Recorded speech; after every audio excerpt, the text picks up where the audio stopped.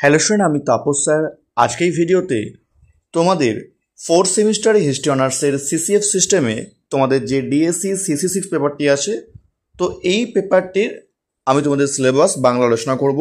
তোমাদের কোন কোন টপিকগুলি আছে সেগুলো আলোচনা করব এবং তার সঙ্গে তোমরা এই পেপারে তোমরা কোন কোন বইগুলো তোমরা কিনতে পারো বা কিনবে সেগুলো কিন্তু ভিডিওতে আলোচনা করবে। এখনও চ্যানেলটিকে সাবস্ক্রাইব করনি, অবশ্যই চ্যানেলটিকে সাবস্ক্রাইব করে রেখো এরকম ভিডিও সবাইকে পাওয়ার জন্য। তো দেখো, তোমাদের প্রথমে দেখো এই টপিকের প্রথম দেখো সামন্ততন্ত্র থেকে ধনতন্ত্রবাদের রূপান্তর, যেখানে তোমাদের এখানে পড়তে হবে প্রথম টপিকে সামন্ততন্ত্রের সংজ্ঞা, সামন্ততন্ত্রের বৈশিষ্ট্য, ম্যানর প্রথা, সামন্ততন্ত্রের পতন বা সংক্রান্ত বিতর্ক, সামন্ততন্ত্র থেকে ধনতন্ত্রের উত্তরণ, পুঁজিবাদ। এগুলো তোমাদের কিন্তু প্রথম টপিকে তোমাদের কিন্তু আছে। এবার দেখো তোমাদের দ্বিতীয় টপিক, দেখো তোমাদের নতুন বিশ্বের আবিষ্কার।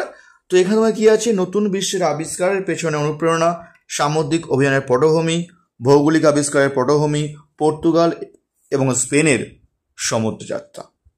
আসবো নেক্সট টপিক, দেখো তোমাদের নবজাগরণ ও মানবতাবাদ, যেখানে তোমাদের পড়তে হবে রেনেসাঁস সংজ্ঞা, রেনেসাঁসের বৈশিষ্ট্য, রেনেসাঁস শিল্প সাহিত্য শিক্ষা ব্যবস্থা, রেনেসাঁ মানবতাবাদ, ইতালীয় নবজাগরণ, শিল্প সংস্কৃতি শিক্ষা এবং রাজনৈতিক চিন্তার উপর এর প্রভাব, ইউরোপের বিস্তার, মানবতাবাদ এর বৈশিষ্ট্য।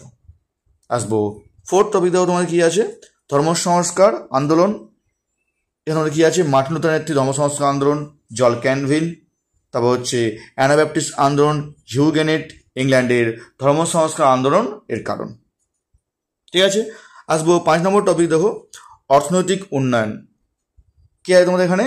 ভূমধ্য সাগর থেকে আটলান্টিক মহাসাগরের অর্থনৈতিক পরিবর্তন, ফলাফল, বাণিজ্যিক বিপ্লব, মূল্য বিপ্লব, কৃষি বিপ্লব, বেষ্টনী আন্দোলন বা এনক্লোজার ব্যবস্থা। আর লাস্ট টপিক দাও তোমাদের 6 নম্বর টপিক, দাও তোমাদের কী আছে? জাতীয় রাজতন্ত্রের উত্থান।